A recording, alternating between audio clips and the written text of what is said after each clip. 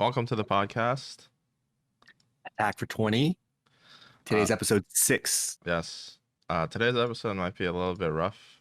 Just more pauses, etc. We're actually about to fly out in less than 10 hours.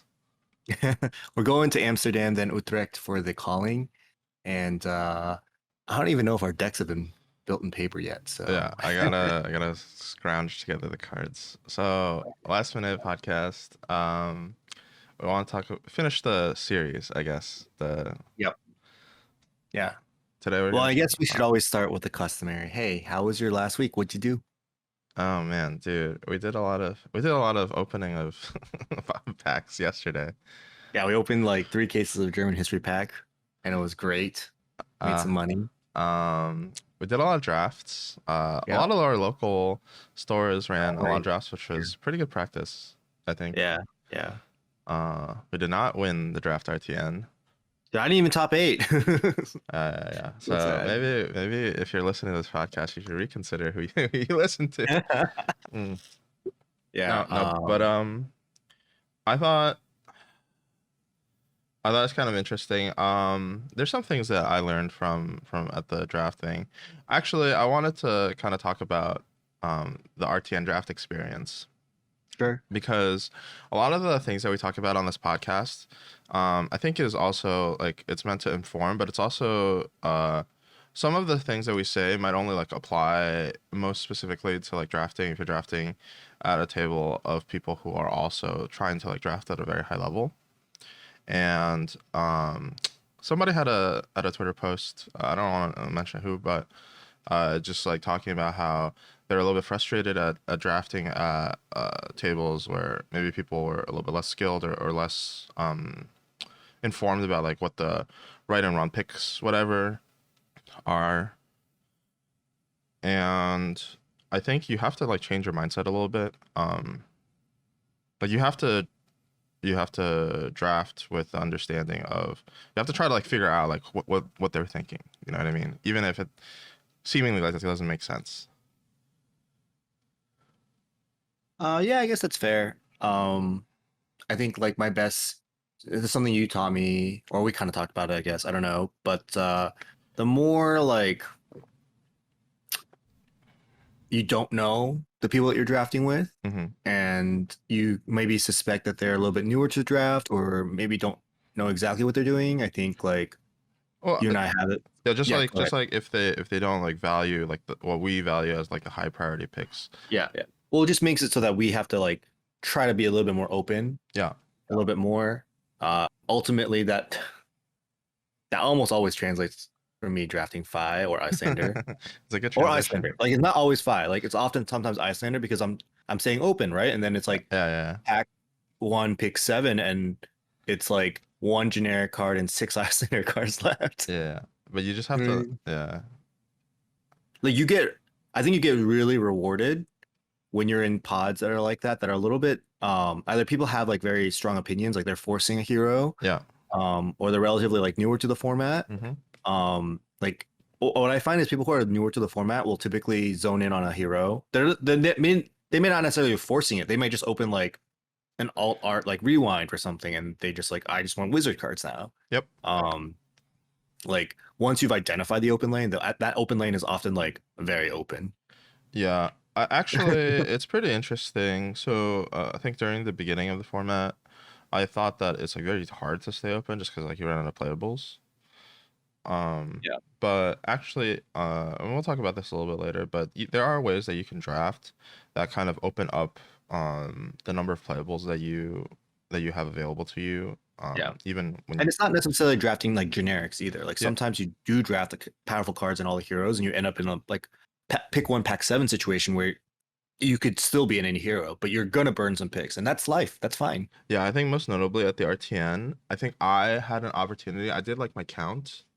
And so it's like at the time in my first draft pod, I after pack one is done and we're starting to pack two, I was in the review period. I found out that if I didn't burn like any picks, like if I burned like 4 picks total for the rest of the draft, I could go into Icelander, or I could burn 8 picks and go into Phi.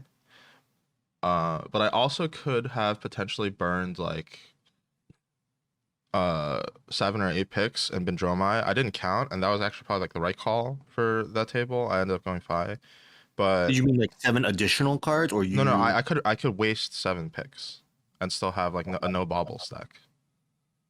This is going into pack 2. Yeah, going into pack 2. Okay, so So in other words, 7 of the picks from your pack 1 were burned.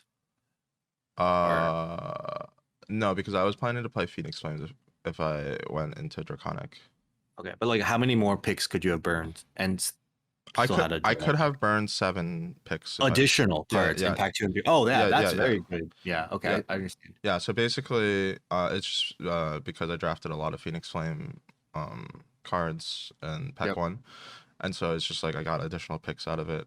Yeah, yeah. And that's something that we're definitely going to talk about as we talk about like drafting Fi. Yeah. I think we just have one other note before we go to pros cons of drafting Fi, and that's just a couple more learnings. Every week we do something where we open packs, and yeah, basically we open packs and we learn a little bit more about the box breakdown, the pack breakdown. Oh yeah, let's not be Um, dishonest. So basically, we're opening packs because we just like opening packs, and I want the cards. And just so happens, I was like, okay, well, if we opened the box, might as well just take a picture of all the equipments that we opened. yeah, yeah, yeah. I wasn't being dishonest. I was just saying we were opening boxes. Okay, Yeah. anyway, so we found out that each box roughly has like 2 of each common equipment, Hmm. with a few having 3. Yeah, and this is pretty stable. It's like very rarely do you get only one of a certain equipment. Yep. Sometimes, like depending if you get like a foil. I saw one of the packs there was like 4 glacial horns. Yeah. Well, if we're just counting the non-foils, it's roughly 2 of each. Like Hmm. you should expect at least 2 of each, with like 2 to 3 of the common equipments having potentially 3. Yep. And this is I think is like an intentional decision by LSS. I'm actually going to ask the tournament organizers when we get to Utrecht, and then also I think it would be good to like get an idea for your local nationals or whatever, like how they do it. Especially when the packs have to be kind of like they have to replace the double face cards for the professional level drafts to just Yeah. like make sure that the packs for each pod all come from the same box. Yeah, because it could get really janky if they mix up like 96 packs from a case and then just like divvy it up to 4 different pods. Because you get a pod that just has like 6 Sash of Sandy Kai. It's just Yeah, like, yeah. And I think that if it, I think it's a fair question to ask the TO because it should affect like your expectations of like what yep, cards you're yep, gonna get. yep. I think it's fine if they do it as long as it's like, well, I don't know. Like if since we have this knowledge now, I feel like we can like play around it and we can figure it out. Yeah, yeah. But I I feel would like, rather that they don't do it because I think that the way that they LSS designed how the packs are collated yeah, is intended to give like it- if you have like fair an and even balanced. spread, yeah, if you have like an even spread of Yeah, heroes yeah, that everybody gets yeah, like some equipments. yeah. I agree. I agree. And I think it does reward you guys for, one, listening to our podcast, and 2, maybe making these conclusions and these realizations yourself when you're opening boxes and cases. And Hmm. yeah. Yeah, collation like this, especially I think in Flesh and Blood, also goes beyond just equipments. I didn't take pictures of the class commons, but I think you can also assume, in my experience from opening boxes, you always get like at least like one or two of each common every box For that each you open. pitch too. Yeah, yeah, for Yeah. each pitch. So Yeah. it just like ends up being that, and we'll probably do like a whole episode on this. It kind of affects, uh, if it starts letting you draft at a higher level where you're just like, okay, I know I haven't seen like this card at all. Maybe like somebody picked it that didn't pass to me, but it's also like pretty likely that there's going to be like one open later. Yeah. Let's just come back to this later. I think we've talked about it enough. Yeah. And just jump straight to pros and cons of drafting Fi. Mm-hmm. I'll start with some of the pros. Yeah. Pros, I think the biggest pro is honestly just Fi is the lowest requirement to draft. He has like the 3 Phoenix Flames and Fi is like the most synergistic. It's just a lot better than 3 Phoenix Flames and Dromai almost like 100% of the time. Mm-hmm. So lowest card requirement. and also lowest requirement in the sense that almost all of the Fi cards are like playable cards. Like there are no, they're very. I can't even think of an embarrassing like Fi card to play. Like I don't know, like Yellow Rebellious Rush. Like they're all like they all Even have like a, even Yellow Rebellious Smash, I think, yeah, because that is can like actually okay. pitch. Like I don't know, they're all just like it's not like Dromai and Icelander. Because like you mentioned or you want to talk about. Oh yeah, Yuki Lee Bender made a article on FabTCG, which also talks about drafting. And one of the things that she wrote an article that is actually pretty good. Is something that I don't think that we covered exactly. Is that in a lot of Flesh and Blood drafts, when you're drafting the cards, you're also like kind of drafting with the understanding that like certain matchups have to be considered in mind, and so this affects like there's a lot of cards in the set which at least for like the other two classes that are better or worse in certain situations. So Singe is pretty obviously like red Singe is great against Dromai Yep. because you get to kill like the little ash wings when they rake. Otherwise, it's like really difficult for you to deal with them. But like that card is just not that good against fire. It's like a red card that only does one damage. Yep. Yep. Skittering Sands, if you're playing Dromai, uh, is sometimes like unplayable against Icelander. Like you're just like the only thing that it does is it converts an Ashwing and then it lets you what's it called, start like your dragons. It gives them go again, but like you don't really want to attack with the 4 power Ashwing. Maybe at the end it's okay of your Yeah. turn, Yeah. but it's just like some things like that where there's some cards that are just like much better in a subset of the matchups than the others, and the fight just like doesn't really have to deal with any of this.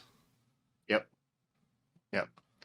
There, there are just not that many cards that you look at and it's a Fi card and you're like, this is a pure sideboard card. Like the Fi sideboard cards for like Icelander is like Oasis or Spit, which is like a common generic. Mm-hmm. Yeah. So yeah.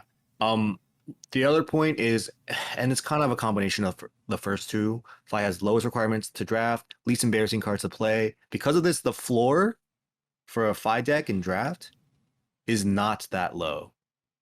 It's actually quite high. Mm-hmm. Like even just a normal deck, you have a lot more yellows and blues than maybe the other five decks that are cutting you. Yep. You still have a very playable deck. Yeah, I remember at the RTN actually in my five deck I ended up having to play one Cracked Bobble and three Phoenix Flames. I Yeah, still like made it like to the finals or whatever. It's just like yeah, sometimes I just like don't draw the Cracked Bobble. It's just like yep, yep. And I think the last point, honestly, with Fi is he's probably the most straightforward, the easiest to pilot. Like honestly, playing him just reminds me of like Welcome to Wraith when I was like trying to teach people how to play the game. oh yeah, you got your IR Um, deck. You do your attack, your weapon yeah, attack, and then you do your yep, yep. He has a very easy to understand flow.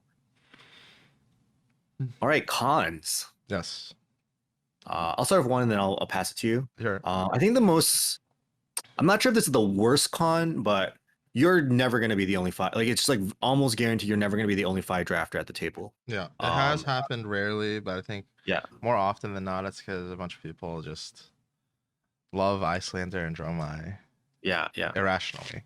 yeah. Like, it's not going to happen. So you're always going to be fighting at least one of the five drafter typically.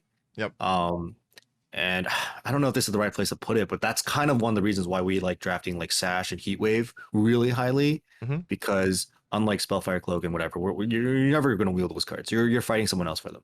Mm-hmm. And I'll pass it to you. Yeah. The ceiling of a Fi deck because all of Fi's cards are kind of like jack of all trades kind of cards, and you basically uh it's hard for you to generate like crazy value.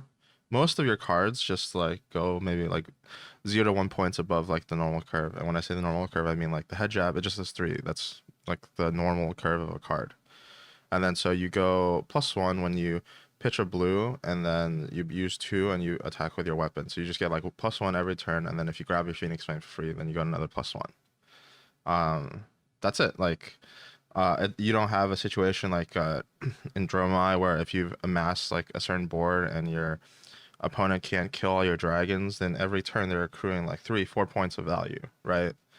You Yep. don't have Yep. the situation where when you're playing Icelander and you get to like maybe play like a red Arctic Incarceration against somebody, their hand is like all reds, you just like 1 for 3 them. Like they they can't like do anything with their turn. Their four Yep. card hand is 3. Yeah. Yep. Um Or zero. Like they might not be able to do anything. yeah, and so it's Yeah. just like there are certain situations with the other two heroes that let you just like kind of take over the game very like easily. And for Fi, like there are some pretty crazy combat chains that you can get into, but I think those are like much more the exception rather than the norm. The norm of like how like your Fi deck is gonna look, especially comboed with what Michael said earlier that it's gonna be like a little bit more overdrafted. So you're not gonna get like necessarily all the power cards. You're just gonna get like a bunch of go again cards and then maybe some of the power cards. Yep. Um, Fi doesn't block very well. Almost all of Yeah. his like quote unquote good cards block 2. So all of his like go again attacks block 2. Uh, and typically like are gonna be drafting like go again cards in both red and blue pitches, and Yeah. so Yeah. it just doesn't block that well. And it's hard to come back. Uh, because you don't have like anything that really just like gains like a ton of value. Like so you need to just like you need to be like very smart about like when it is that you have to take the hit. Like you got to take the hit here because you want to like get value. Or you want to like maximize like the amount of damage that you can do to put your opponent into a position where they can't attack you back. Yeah. Your ceiling is just lower and you can't really block. So if you want to turn the corner, you had to have, have that life buffer. Mm-hmm. And it's really hard to come back. Like the moment you're kind of in the lower life total, you just like there's very few like crazy things you can do to like come back from the game. Yeah. And I think honestly, the worst con, I think a lot of people echo this on Twitter as well, Yeah. is it just feels so disadvantageous to lose the dice roll and be forced to go first. Mm-hmm. In the five mirror, particularly the other two matchups, it's not as bad. Yeah. First or second, but if you're going first in the five mirror and you can't like get value in your first turn, you can't arsenal a good card. You're just like so far behind. I feel It's actually it's like pretty funny because I think like the worst your Fi deck, you're the worst that your draft went, where you just like end up like you just have a bunch of like red brothers in arms and blue brothers in arms and like Oasis respites that you gotta play into the 5 mirror. And yeah. then you play like, oh, you pick like a quelling slippers early, or like you have a quelling robe instead of a Sasha Sandikai, and you have like more blues than normal. I think those actually kind of benefit you for going first because you do have access to like the more like defensive oriented You can cards. block a little bit better. Yeah. Even just like having like Sigil Protection red, Healing Balm red, like cards that are like a little bit lower in the totem pole for Yeah, like drafting five. Like, yeah, I do agree that the worse your deck is, sometimes you can like make going first not as bad, yeah, but I'm pretty sure it's just always a disadvantage. yeah. I agree. Yeah. Okay, so now that you understand what the pros and cons are, so what how do you like actually go about like the process of drafting Fi? Like, what are the cards that you should pick? Yeah. And I like that the first thing we should actually talk about is just like what is your end deck supposed to look like? And I think um most of the decks that we've drafted, Hmm. the first checkbox actually is kind of funny. It's just the number of blues. Like this isn't like I don't even know what other drafts are like, but like you need blues. Like you need to be pitching blues to maximize the damage in your turns. You want to attack with reds for sure, but like Yeah. Well, you also have to pitch blues. let's talk about why that is. And I think part of it is because Fi's weapon, Searing Emberblade, is so good. Yep. It lets you convert 2 resources into 3 damage. So if Yep. you can convert the last resource into 1 damage, then your blue essentially did 4 damage. And Yep. sometimes there are cards in the set like Critical Strike that let you convert the 1 resource into 2 damage. So Yep. your blue basically functions as like a 4 to 5 damage card in every hand, Yep. like the first Yep. blue. Yep. Exactly. The blue versus a red. If you have the picture red, like you can do the exact same turn that you would have done. You just miss out on 3 entire points of damage, which is like a lot. That's an entire card. Yeah. So you just need blues. Like they're weird to draft. Like whatever. We'll talk about that like like right away, but like every blue you have in the deck actually is quite meaningful Mm-hmm. to the point where like I often like have like almost like a 1-to-1 ratio with my blues and my red starters and my reds. Oh yeah, definitely. um all my decks just end up like that because like it's a lot easier to pick up blues kind of on the second cycle of the pack, Yeah. and you still get as many reds. So even if you're like literally prioritizing the red starters, like Rising Resentment, the red head jab series, and the red leg tap series, like even if you prioritize those really highly, you'll often still get the blues. But that doesn't mean that you shouldn't be picking up blues when you get the opportunity. Yeah. And like you said, you want about the same, so 8 to 10 blues, maybe Yeah, like a couple more depending if you drafted like a couple rebellious rushes up to yeah, yeah, like maybe yeah. like 11, 12. You having more blues is actually kind of beneficial for the Icelander matchup. Exactly. And then Exactly. eight like quality starters at least. Yeah. So it can be like red head jabs, red leg taps. You can mix in maybe like one or two Rebellious Rush, or Engulfing Flame Wave is obviously better than Rebellious Rush. Yeah. Yeah. Um, I mean, but that you, one is like every time I have a Sash of Sanikai, I'm okay oh yeah, playing one. yeah, yeah. Yeah. But even I think this is something that I want to talk about. Even if some of your starters are yellow starters, I think that like fits into like the mold. So Yeah. like if you have like 6 reds and 2 yellows, whatever, like you missed out on 2 points of damage. Yeah. You know what Yeah. I mean?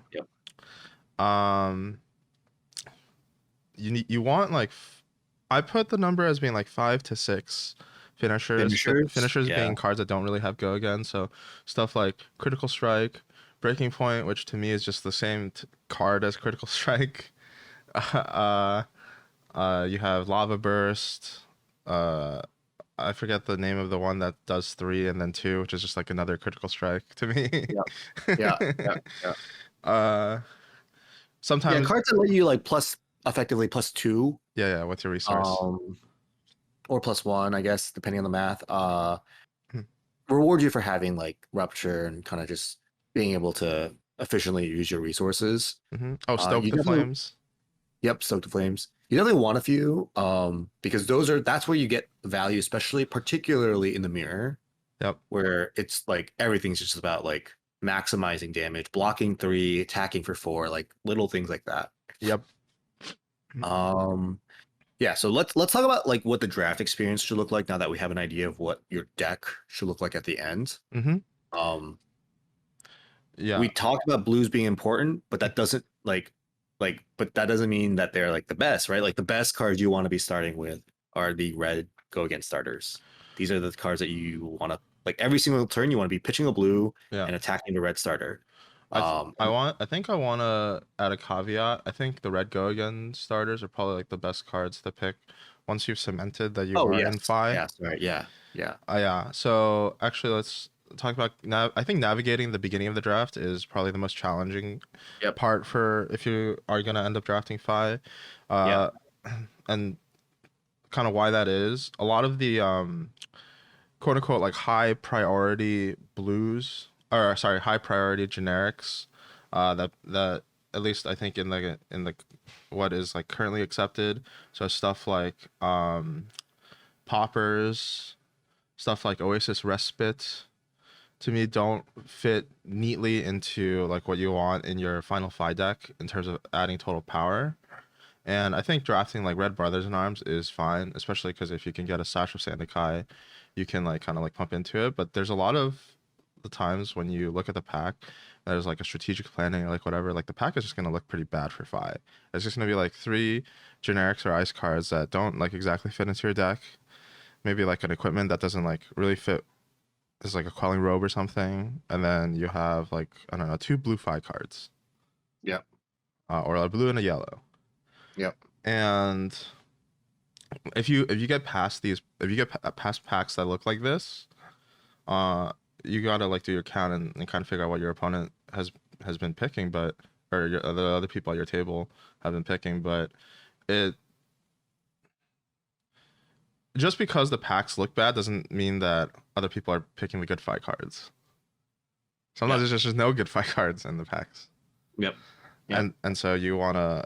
That was I think what Michael you were alluding to earlier, like actually taking the blue there is like really really solid if you want to like kind of like put yourself into fi. Yeah, it's a box you're gonna have to check at some point in the game and or the draft, and so picking a couple of those when you've kind of decided you want to be fi, Hmm. it's like very helpful for your draft. It's basically the same thing as picking up a red, Yeah, in terms of like getting to the end goal of getting to that nice draft deck. Um, but I did like you did talk about something in the notes at least that I thought was it may not be like too like crazy of an idea. yeah, Like I'm yeah, pretty sure if we say it, you guys are gonna be like, oh yeah, that's like very obvious. yeah, Um, but for us, it's been kind of like a development. Like we weren't so high yeah, on the kind of the draconic cards that are synergized with the Phoenix Flames. yeah, yeah. Early days with draft, and that's just because we didn't want to play Phoenix Flames. Yep. Like we wanted to just play like a one Phoenix Flame deck Hmm. and just have like lots of value, everything else. Yeah. I think I think there's two reasons why we've kind of flipped the switch on that, and we like now we're like happy to pick like Flame Call Awakening has always been like pretty good, Yep. but even Flame Call Awakening kind of makes it that you have to be playing at least one extra Phoenix Flame, Yeah. right? Um, the others are also like Stoke the Flames is like the same thing. You might just have to like actually Stoke was like maybe our favorite because you didn't have to play any extra Phoenix Flames, right? You could just Yep. close a chain, Hmm. Stoke. But I think one of the reasons why we have shifted a little bit more towards these Draconics is and we kind of alluded to it at the beginning of the podcast, but we want to stay a little bit more open Yeah. in the first few picks. Um, these draconic, uh, we call these like draconic cards that synergize with Phoenix Flames. So Yeah. Flame Call Awakening is of course the best of the series. Yep. Stoke Flames is good. Hmm. Um, what is the other one? The one that if you There's block with it, Flameboard Retribution. yeah, like that one is also a little bit like suspect, but hey, it's kind of that same fifth. Check some of those boxes still where you're still kind of open. It's not the most embarrassing to play it. Yeah. Let's You actually can talk like about the yeah, math. Let's talk about the math behind that card. So I think at the yeah, very beginning of when we were doing our like a review that will never be published, yeah, that card just seemed terrible because we were only thinking about using it on offense. I was like, yeah, why would you ever block with a two block card? But if you have an extra Phoenix Flame in your graveyard, so let's say you have two Phoenix Flames in your graveyard, and like realistically, you're not gonna like pitch a blue to like pick one up. When you get to block for 2 damage, and yeah, then you get to grab your Phoenix Flame back, assuming you took some other damage that turn. yeah, If you have any kind of Draconic starter at all to like go with your turn, then that Phoenix Flame that you picked up is worth 1 point of damage. So you yeah. block two, you get 1 point of damage. It's like a 3 block. And you get another opportunity to Heat Wave for 2. Yep, exactly. Yep. Um, yeah. So, what we're trying to say is, we think that if even if you're kind of wanting to force-fi, which Mhm. I don't even think is a bad idea, honestly, anymore. Yeah, Um, picking like those draconic cards is kind of bad. It's kind of good for you. Um, yeah, we also just think that like having like a 2 or 3 Phoenix Flame Fi deck is not bad. Like it's a 3-0-able deck, and yeah. maybe for you guys as our listeners, that's just like yeah, obviously, but like we did not think that at the beginning while we were drafting. The other thing that I want to add, and this is kind of like with our Dromai episode, some of the things that we talked about. So when we went over Dromai, we mentioned that like the Phoenix Flame tier of cards was actually like serviceable for a decent Dromai deck. Yeah, At the time, uh, at the very beginning, I didn't think that that was the case. So now when you pick like these Phoenix Flame synergy cards, you have to also kind of factor in the fact that if you do end up if these cards enable you to like play like maybe 2 or 3 Phoenix Flames into your deck, it's kind of like putting an extra like 2 or 3 playables, like picking an extra like 1 to 2 playables for Fi and then an extra 2 to 3 playables for Dromai throughout the course of the thing, and it's just like fewer cracked bubbles that you have to play. yep, Uh, and that's like a real value, especially if you're at a table where people are pivoting a little bit more, where yep, like the overall number of like picks that you get for that go into your final deck for everyone is a little bit less.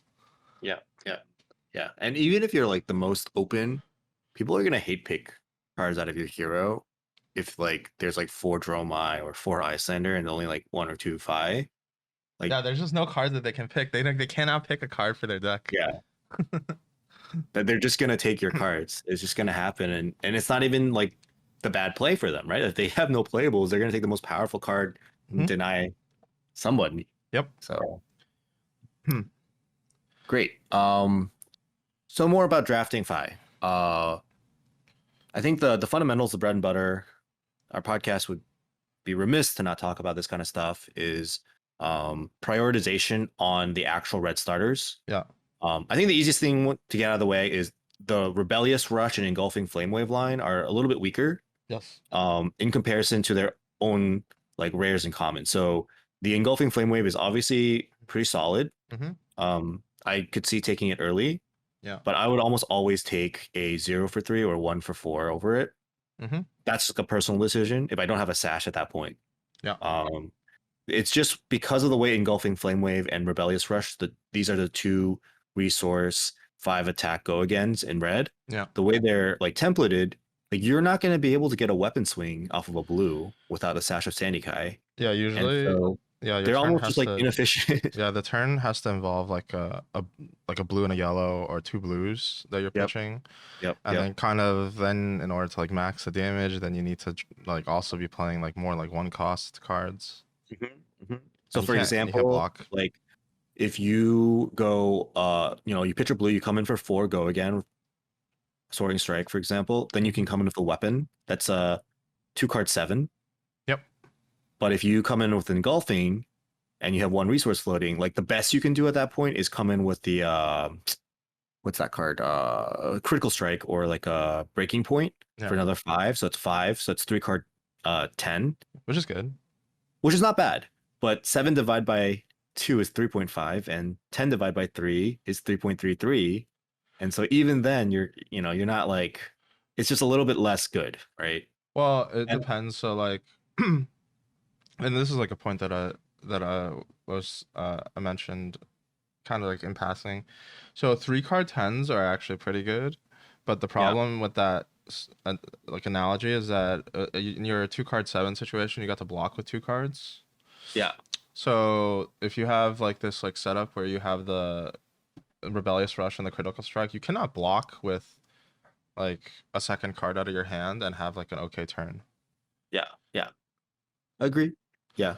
I'm just assuming that every card you block, you're also getting max value of 3. So, Yeah. So but I understand. in either You're situation, kind of like it's like 10. But yeah, that is true. So you're basically forced to play that the 2 for 5 because blocking with it is just like not good. Yeah. And the moment you're forced to play that one, because you still have a floating resource, you have to keep another card where like ideally maybe that card's in your arsenal, but it has to be somewhere Yeah. for you to like not get completely juiced on that turn, basically. Yeah. So it's just, you're a little bit more restricted in what you can do. Yeah, it's less modular. So I think that's why you'll often see like a red Rebellious Rush kind of, go around the table. Like that's expected. Yeah. Now the only kind of like prioritization after that is the 0 resource go again line and the 1 resource go again line. Yep. And it's like for me, it's not even close. Like the 0 resource go again line is like so much better for me than the 1 resource. Like I will always take the 0 resource go again over a 1 resource go again, unless it's Mounting Anger, which is the rare 1 resource go again. Yeah, but Mounting Anger is like a 1 for 5 if it hits. Yeah, often a 1 for 5. Yeah. Yeah, I agree. I think having the zeros just gives you a little bit more modularity. Like you were saying, if you have 2 zeros, then you can pitch a blue and do 0, 0, weapon, Phoenix Flame. If you have a yellow, actually, in that, if you have a 1 cost, if you have a 1 cost, you can play it at the end. Yeah. If your opponent gives you a frostbite, you could still do like the same normal turn. If you have a yellow instead of a blue, you can still do your regular turn. Yep. And you're gonna have 1 cost like cards in your deck. It's just like you're gonna have your Cinderskin Devotions, your whatever, Soaring Strikes. Rival Game Loyalty. Yeah. Is the 0. The other thing that I really like about the zeros is they withhold information, so you can just start with it. They don't know if you have a blue in your hand or not. Oh yeah, true. So that's kind of nice as well. Yep.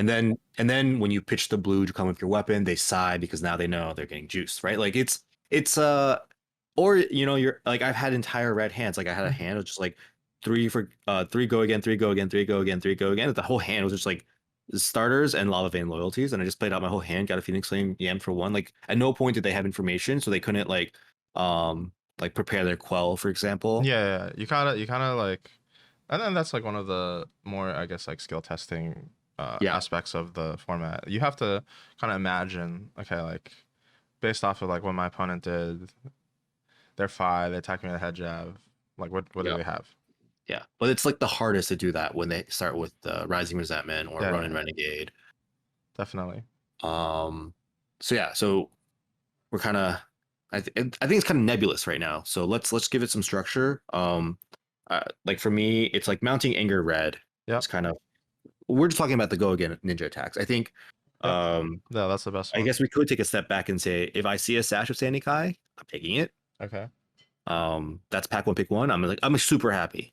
Yep. Like if it's pack one pick two, I'm also super happy. Yeah. And I also am now questioning what my opponent took. Right? Like, Yeah. um, I think yeah. Heat wave also in that yep, tier. yep. Less so tide flippers. This is kind of Yeah, I funny. just I wouldn't. take tide flippers pretty early when I have like a reasonable feeling that some Icelander cards are missing, and I Yeah. look at the people that are passing Icelander, and I'm like, those are some good drafters. It depends, cause like uh if there's Icelander cards missing, and I think that like it depends how many Icelanders I think there are. Actually, I'm like more inclined to take tide flippers if I think the Iceland is really open. Okay, that's fair. I understand what you mean Yeah. because that means that there's this one really good or two really good Icelander drafters. Yeah, yeah. If Yeah. there's like three like middling Icelander decks, I don't feel like the need to take the tide flippers that high. Okay, that's fair. Yeah. I often will pass out on the first cycle, Yeah. but I just know that yesterday I You looked gotta take over, one. I see Dalton. He's like on Icelander for sure. Like I have a feeling. It's like a gut Yeah. feeling. I'm Yeah. like, it's a pick four tide flippers. Give me the tide flippers. Hmm. And then I Yeah. face him in the finals. It's great. You're like, I gotta play this guy. Yeah, um yeah, I think out of the other go again attacks. So you said that mounting anger is like your number one. I think rising resentment for me is number two. yeah. Uh, Yep. like you value Sasha Sandakai pretty high, but rising resentment as like kind of like a second attack in your chain kind of Yep. functions the same way, right? Oh yeah, definitely. I mean, that card sometimes is a negative one resource go again. Mm-hmm. It is like what I think enables your craziest turns. Yep. And then Just after, like rising resentment in general, like the yellow, the blue, like they all yep, can be busted because they're not at that point. It's not about damage. If you're playing the yellow, it's about adding a draconic chain link and going up a resource on a card, which is like crazy. yeah, yeah, I agree. I think after that, to me, Ronin Renegade and Brander is the same card. Hmm. Yeah, I mean, obviously, brand is just a little bit better. It literally has text, Yeah, right? yeah, Yeah, and then after that, Soaring Strike is not irrelevant. Like I've sometimes have given trade in go again, and then I grab the Phoenix Flame and I trade it in for another yeah, card and yeah, yeah. I go think, again. Like yeah, like you can find ways to give it value, but it's just like less relevant. but you don't value that giving like a zero or maybe like a one cost go again in your hand higher than the resource cost on the card. Yeah, for sure, for sure. Okay. Yeah, after that, it's just the two other like to episodes, Soaring Strike and Dust Runner Outlaw. Obviously, Yep, Soaring Strike has text on it, and Dust Runner Outlaw does not. yep, yep. Uh, And yeah, so this is all kind of like the red stuff, the red go again stuff. yeah, yeah, yeah. I think So that's kind of like the next tier of like overall cards are just the blue block threes. yeah, So that's the Lava Vein Loyalty, the Cinder something. yeah. Critical Um, Strike blue. yep, Rapid Reflex blue, Yeah, yeah, Sift blue. yep, That whole tier, they just are very like, why do we care about our blues blocking three? yeah, Well, if you draw two blues, yep, the best thing you can do almost always is just being able to use one of the blues to block three. yeah. I That's like that blue just became a red head jab, I you know? actually like Cinderskin Devotion the best out of all the blues because if you're drafting more zero cost go again attacks, you can a lot of like your play patterns revolve around, okay, maybe use the extra resource to pick up the Phoenix Flame. So if you have a 2 blue hand and you have like a Cinder Skin devotion, you just get to convert that resource in the card into like 2 damage. Yep, yep, that's fair. Yeah, attacking a Lava Vein Loyalty Blue never feels very good. It's fine at the end of the game when they're at 1. Yeah, yeah, yeah. uh And I yeah. think the next tier after that is just like the same thing that we just talked about, but Yeah. yellows. You Okay. know? Yeah. I would take blues into my deck before I take yellows, with the exception that if I am doing my count and it's like towards the end of the draft, I just like need go again attacks. Yep. Yep. But that's something that you have to kind of just like keep track of during Yeah. your review Yeah. periods.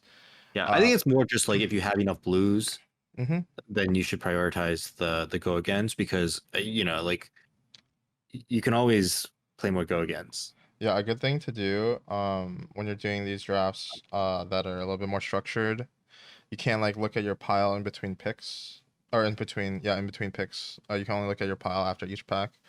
Is we have like the rubric at the beginning, and then you just do your count. How many go against starters do I have? How many blues do I have? How many more do I need? Yep. Just And it's not even keep track that of it. like crazy. Like it's not like, oh, I only have like 3 starters. Like, oh, I'm never gonna win a game. You Yeah, just yeah, like you have 3 starters, you're going into pack 3. Every starter you see, yeah. put it You in just the deck. yeah, exactly. Yeah, exactly. Um, we didn't really talk about finishers where they are like in this like priority list. For me, good finishers are actually like highest priority, even above starters. Really, I had a feeling you would say that because of how high you value finishers. Yeah, I think that it could be possible for me. yeah. It's just like every table I feel like I draft at, Mm-hmm. I never am forcing Fi, so I end up in a situation in pack 3 Yeah, where I'm just like, it's a Ronin Renegade Red. yeah, I yeah. have to take this. I pass. Like even like Blaze Headlong to me is almost like it's like a finisher level power. Sure.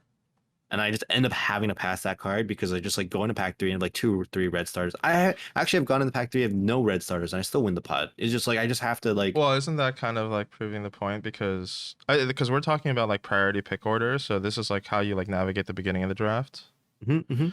Um, so it's like because in pack 3, like you are presented with the choice, you're actually able to pick up starters Sure. that like it contributes to the overall power level of your deck if you pick up the finishers. So, um, let's one of the points that we made earlier in this podcast episode is that Fi doesn't really have as high of a ceiling, and part of the reason is because there aren't like a ton of cards that just like increase the overall power level of like your turns. Heat Wave, Sasha Sandikai, we talked about these cards a lot, kind of ad nauseum, but they add to like the overall power level of your deck. But then cards like Lava Burst, Critical Strike, even just lets your hands do more damage than a Fi who is like only drafting go again attacks. Yes, I agree with that. I'm just saying that the floor. So we're talking about the ceiling, right? Like Yeah. the floor of just being able to consistently do red starter Mm-hmm. that costs 0, red starter that costs 1, Yeah. swing with the weapon, grab a Phoenix Flame, Mm-hmm. and that's a 3 card hand, right? Like Yeah, but one is worth. to me, if you're drafting like a floor like Fi deck, like it depends how good your pods are, because if you're drafting at a table where you're gonna like where there's like Icelander or like a draw my drafter that has like a stronger deck, like the only way that you can like really beat them, like you can't just like really beat them by like doing like the same old like whatever, like 10 card 3 or 10 damage 3 card hand, whatever, like over and over again. Like you're just gonna lose. No, I actually think that like like it's the mirror where I want those finishers, especially when I end up going first. And Uh-huh. against the other 2 heroes, I just want to do the bread and butter every turn. Okay. Um, to me, it's because like Dromai and Icelander are a little bit inconsistent, and so there's gonna be Hmm. a turn where they can't be as consistent as you. And if you're just presenting the same, like it's like 14, right? Because it's a 3 plus a 4 plus a 3, so that's 10 plus the 1 from the Phoenix Flame, and Mm-hmm. then ideally that last card can give you 3 points of value either by blocking or it's also like a lava vein. Yeah, Like if you can just do that like 3 turns in a row, like most of the time I feel against a Dromai or Icelander, like they're not gonna be able to like outvalue you. yeah. But in the Okay. mirror, I totally agree. Like I think that's where these like lava bursts and blaze headlong and all the 1 for 5s are like Mm. kind of how you like edge them out, right? Like you block with a 3 card, you also got a 1 for 5 in. He Yeah. had a block of a 2 for some whatever reason. Okay. I don't Yeah. know. Right. Yeah, I guess it's just a difference of opinion. Either Yeah. way, like the point stands that like there's gonna be like some matches that you play where like in order to like put yourself ahead of like the other five drafters, like your Yeah. deck is like better than theirs, like you need like some of these cards. Yeah. There should be tension when you're given the choice of like a red Ronin Renegade versus a Lava Burst. Like you should be trying to decide between those two. Yeah, And I don't think there's necessarily, I guess what I'm trying to say is that I don't think there's like necessarily always a right answer because like yeah, yeah, it depends on your deck, right? Like if you don't have enough red starters, then yeah, take the Ronin Renegade. But if you do feel like you have enough red starters, I totally understand taking a Lava Burst at that time. yeah. I mean I'm not It's just like I don't think it's wrong. yeah, for me, it's just at the very beginning of the draft when I don't know like which cards I need because there are more go again attacks in the set than there Sure. are like Yeah. Yeah. This is like non-go the again Red Ember attacks. Moss Centipi. Yeah, Yeah, exactly. yeah. No, I agree with that. I agree with that. That's how I That totally feel. makes sense. Yeah. No, then we're on the same page. I'm Okay. on your side then. Makes Yeah. sense. Okay. The next section that we're gonna talk about is kind of like sideboarding. So we said at the beginning that you don't have like that many sideboarding decisions usually because most of your cards are just like generally good. But there are some small like min-max decisions that you can make. Yeah. I think against Dromai, like obviously put in your 6 power attacks. Yep. Typically that also means you might put in like 1 or 2 blues, but most of the time those 6 power attacks are blocking, so it's shouldn't be too much of a like a resource ratio consideration. Yep. But what usually does tip it for me, one of the reasons I usually do put an extra blue is if I draft at any point Rebellious Rushes, I Yep. typically don't play that at all in the mirror. We talked about why. Yep. But against Stromai, I often will put them in because it's like very rare that I want to block against Stromai. I just want to, and I don't know if you're on the same page here, but I just want to shorten the games when I'm Fi versus Dromai. I want to get Dromai into what we call the danger zone as quickly as possible. Because when we put them in the danger zone, it is much more likely that we can keep them off from even having like Yeah. any cards. But like for Dromai to put Fi in the danger zone is a lot harder for them to like pressure. Yeah, I agree with that statement. You can think about it this way. So, if you are extending the game out, you're doing more blocking, so you're playing more like two card hands. Yeah. And if you're doing, if you're shortening the game, then you and your opponent are playing more 3-4 card hands. If your like 2 card hand usually does around 7. Yeah. A Dromai 2 card hand can do like 8 damage. Yeah. Or they can like block 3. Their 1 card hand, they dust up you. Like dust up is real good. Yeah. Yeah. So That's it's, something 0 for 6, so it hits. yeah. So it's just like Dromai has these cards that are like much better like in when she's like blocking a little bit more and she's trying to extend the game out. So there's more turns where you just like kind of she just does like a 1 card like 4 to 5, or like a 2 card 8, whatever.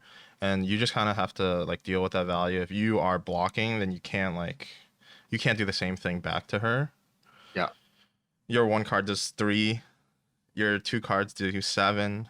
You're just like losing every single exchange, and so that's why, yeah, I agree. You just want to shorten the game, put in the rebellious rushes. You're not gonna block anyways. And also, the longer the game is, the more opportunity she has to get value from dragons. Even in Ashwing, attacking once, attacking twice, like it just like the maximum amount of value you can do against a Dromai, besides of course just straight up Phantasm popping a dragon, is killing Dromai when she has like a dragon in play.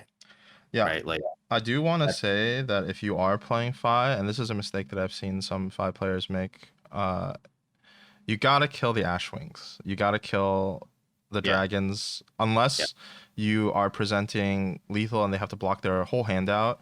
Yeah. You really just like want to You want to avoid giving her any value from her Yes. dragons attacking multiple times. I think in general, like without thinking too much, you should always just be prioritizing killing the dragons. And the only reason you get into these like almost prisoner's dilemma situations where you're like, oh, I think I have to go face, Yeah. is you are behind, Mm-hmm. right? And you do the math and you have enough damage where, like oftentimes, like you assume that her hand can, especially if they have quell, then you Yeah. can assume that their hand can block 12, including breakpoints. Yeah. If they don't have any quell, then your four attack, right, like is usually going to be a damage. Yeah. You can start doing the math that way. Yeah. But you do need to do the math in the sense that like on average, a normal hand, if every card blocks 3, is that's a 12 health, right? Mm-hmm. So if they're at like 4 and you have 16 damage, Yeah. then they're effectively dead. Yeah. But if one of those cards is an Oasis Respite and they have Quell, the math gets a little convoluted at that point. But then they also could have a 2 blocked and that evens it out. But like Yeah. that's Yeah. the type of math that I would do It's just when I'm like behind. it's like a I don't situation where have the like luxury. if the game like extends any longer, like you're gonna be drawing into like blues. Yeah, Yeah, like you need to just like put them yeah. into like the spot where they have to like block a card from their hand, even if it's like you're attacking for 1, they have to block. Yep. Yep. Yep. If they have a Kylori in play and you're at like low life, they're at low life, and you just have to make a decision at that time because if you attack the Kylori, you might just like give them that 2 health buffer that they actually needed to play another Kylori. Like that's definitely like we don't recommend going face most of the time, Yeah. but being able to identify when it is time to go face is like a good combination of how desperate am I? The more desperate you are, the more willing you are to take a risk, right? Like they Mm-hmm. can't have an Oasis. I can't beat the Oasis. I can't beat an all 3 block hand. I can't beat those cards. I have to go for it. Yeah. Yeah. Okay, so Yeah, against Icelander, some of the best cards that you can play are Oasis Respite if you have them, and Healing yeah, Bomb. These yeah, are cards that normally I do not like putting into my deck in versus Fi or versus Dromai. yep, Sometimes I have been forced to just like to avoid playing cracked baubles, but I mean, if you have the luxury of sideboarding, then yeah, these are the cards that you want to bring in against Icelander. yeah. And then I had like a small sideboard like decision tree, and Yeah. I'll say it. And if you don't agree, just let me know. But let me just get through it. Yep. So I actually have a decision tree. If I have tide flippers, Mm-hmm. I'm gonna try to put in as many blues as possible. Up Mm-hmm. to about like 13 is kind of where I feel like that's about enough. Yeah. I don't think I will draft more than 13 most of the time. The reasoning for that is that's roughly like 13 divided by 29 is like almost like 1.5 per hand. Yeah. You have some hands that you have 2, some hands you have 1. Yep. And we also, I think we're on the same page, at least on this part. We'll take out like Red Lava Vein Loyalty is like kind of the perfect card to take out for a blue. Yep. Because that card's main value is that it blocks 3. Yep. And it attacks for 3, but in the Icelander matchup, it can only attack 3. It can't really block 3. Yeah, agree. And we'll actually play in a way when we have tide flippers where we kind of want the game to go a little longer. So if it's damage agnostic, if there's like a situation where we could do 2 more damage or we could prevent 2 damage from using Arcane Barrier, Yeah. I lean towards preventing that damage, prolonging the game a little bit. Yeah. We think that Icelander actually wants to get us in the danger zone as quickly as possible. And Yes. we don't want to be in the danger zone. We want to like just keep chipping away because on average per turn, you're going to deal damage to Icelander. Like unless they just don't play the card from their arsenal. The way that you have a Phoenix Flame, you have all these little attacks. Yeah. Like usually you'll be able to chip in like 1 or 2 points of damage. Yep. And if you just keep prolonging the game, you'll get Icelander to the danger zone and not put you in the danger zone as quickly, much more easily. Mm-hmm. Now, if you don't have tide flippers, I typically play my game plan as if it's another Fi almost, because I can't really interact, especially if I don't have that much quell. Like I only have 1 quell. I might put in 1 or 2 blues, and that's only because of like frostbites, not because I'm planning on actually quelling or ABing. Yep. And instead of wanting the game to last long, I actually want the game to last short again because I don't want because now the script is flipped. The script is flipped. Instead of us being able to chip in like 1 or 2 points of damage every turn, we're getting chipped almost every turn. In fact, we're getting chipped on our turn. Sometimes we're getting chipped on their turn. I want to make the game really short. So I don't know if that's kind of. I just wrote that in the notes, and I don't know if that's kind of what you think. I think that yeah, you do want the game like if you can't block, you do want the game to go shorter. I do agree that you still want to board in some blues, so that you don't get your turn locked up by some frostbites.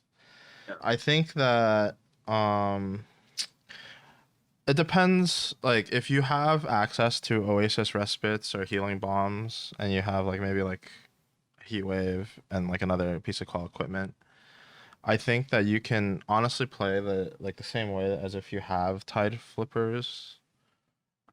Uh, if you have literal no defenses, then that's like another story altogether. Okay. Okay. So if But you have like two quell. yeah, if you have access to like two qual and like one or two Oasis respites and like healing bombs, I think it's still acceptable to kind of not want to like play like this like little longer game.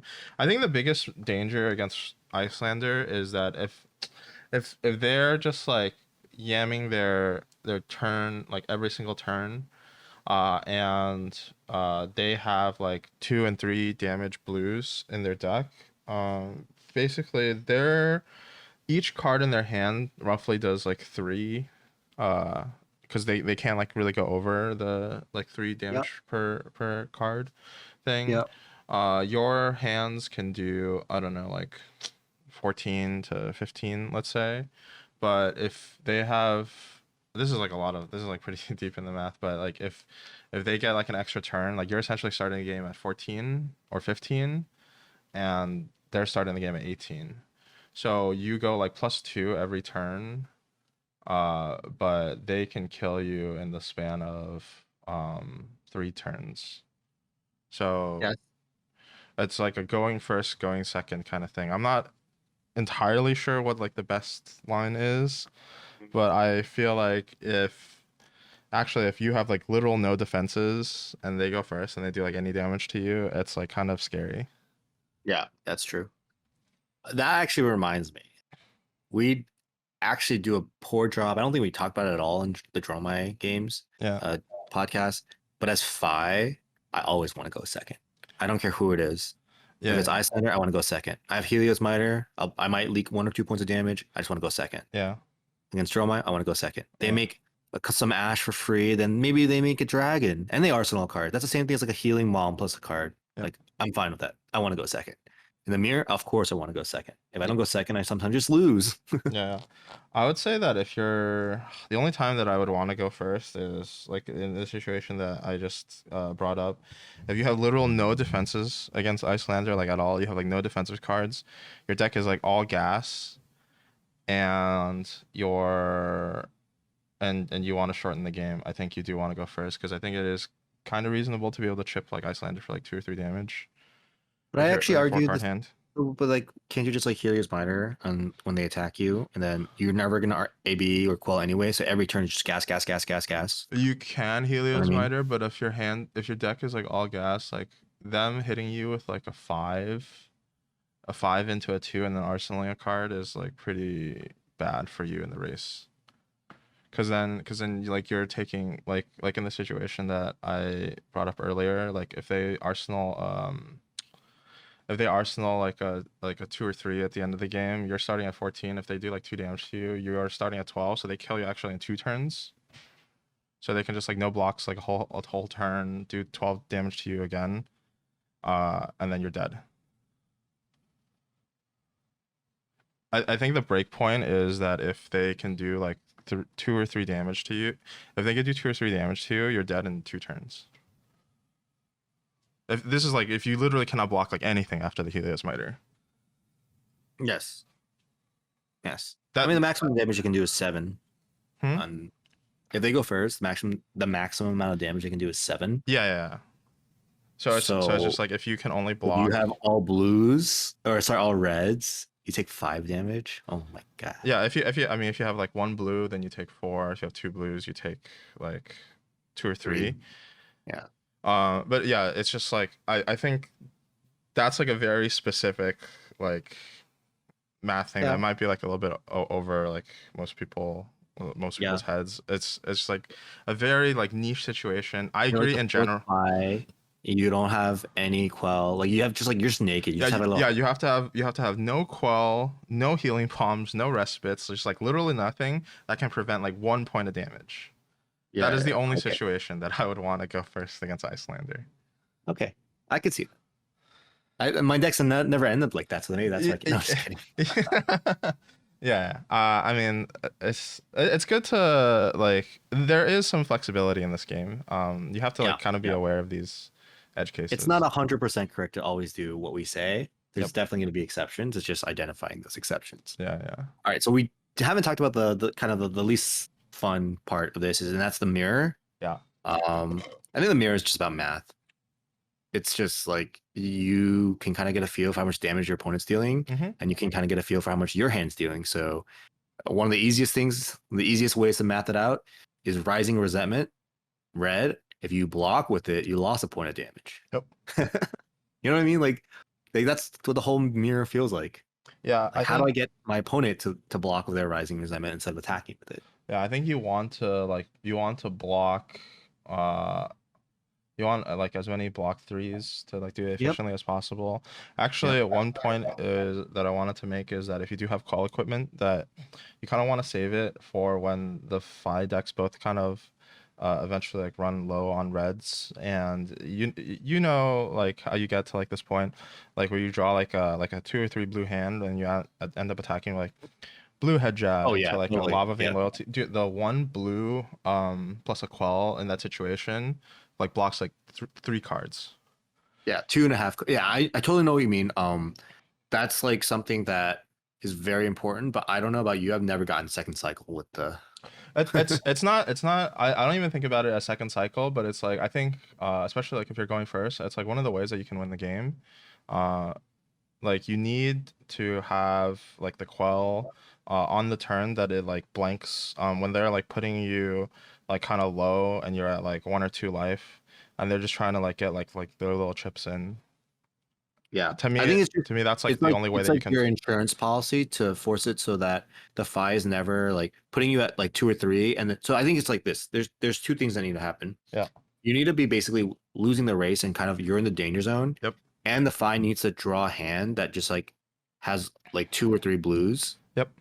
And now the correct play for the FI is to actually block when you're attacking them with your weaker attack, like your maybe like your 2 card attack. Yeah. Because if they don't block and they actually start to try to pressure your life total with those blues, you Mhm. can get so much value from Quell. Yeah. Yeah. But I think like that's like because if they just have like a normal like red, like blue, yellow hand, like your Quell's not gonna save you. Yep. Yep. You're just like forcing them, and that's actually a good thing. It's like your quells are being offensive because I really think like a smart player that's able to do the math, able to realize, oh, they can get so much value from their quell. I should block. Like by blocking, you're also giving the other guy like that tempo, that leeway, because blocking almost always is just like inefficient, Yeah. Yeah. Yeah. right? And so when we're talking about like playing Fi, I think that's like one of the ways. That's like one of the only ways that you can like kind of flip the script against them, Yeah, particularly if you're yeah, going first. yeah. Yeah, it's just I think it's like it's harder to flip the switch with one single card. It's like accumulation of like one extra damage here. I attacked with a red, you attacked with a yellow. Yeah. Yeah. I blocked with a 3, you blocked with a 2. Yep. Like little itty bitty pieces of value like that. Like like even mounting anger, hitting. You had no cards, but oh now I get my Phoenix Flame back that you didn't do the math where you don't care. Like, but I got an extra +1. So Yep. like just like being able to do that and like doing that 2 or 3 times, getting a whole card's worth of value. Like if you went first, you got like 2 or 3 points of damage and you got an arsenal card. So instead of losing it on 4 potential cards, you only lost on 2 potential cards. And Yeah. like getting these like +1s here and there helps you like bridge that gap. Mm-hmm. I think that also the biggest advantage, honestly, is just having the sash and having the heat wave. Because those 2 cards just like you basically got an extra card and a half with those 2 cards. Yeah, I guess this is what's contributing to the fact that a lot of like the mirrors just like don't feel good because if maybe it feels like a little bit deterministic based off of how the drafts went. Like, do you Yeah. have like the cards that enable you Yeah. to win the matchup? Yeah, because if you go second and you have heat wave and sash advantage, it's just like your opponent's basically starting at like 15. Yeah, it's really hard to like. You have to get supremely unlucky. Draw all your Yeah. blues in the same hand. Yeah. Yeah. And they all block too. Yeah. uh, uh, yeah. I think in the end, this episode is gonna be like a little bit Usually I end up like editing and making and cutting it up a little bit to make everything a little bit more coherent. But I think we're just gonna be like a little bit all over the place here. But I hope that this discussion is useful for you when you're drafting Phi at your, maybe you have like a draft RTN in the last like couple weeks for RTN, but also like when you're gonna go play at nationals. Yep. And just like, your armory events, I think each of these type of events kind of requires a different mindset, but by learning how to play them, you kind of get to see like what works, what doesn't work. Um, I think one of the like drafting Phi is one of the things that like at a base feels is really simplistic, but I feel like there's a lot of min-max things that you guys can definitely do to improve. And you might not see that improvement immediately because these are a lot of these are just like +2, +3 percenters, Mm-hmm. but like doing them is just good practice. Yep. All right. With that being said, I gotta put my decks together, pack up, and get ready to fly out. So, uh, hopefully, we'll have next week. I think we're gonna be doing something with Michael Hamilton and Roger Bodie. Yeah. And then so we'll do like an event recap. And thank you so much for listening. I think in the future we're gonna have something about like reviewing, about submitting reviews just to help us get a little bit more visibility. But we'll talk about that later. Yeah. Until next time, guys. Thanks so much for listening.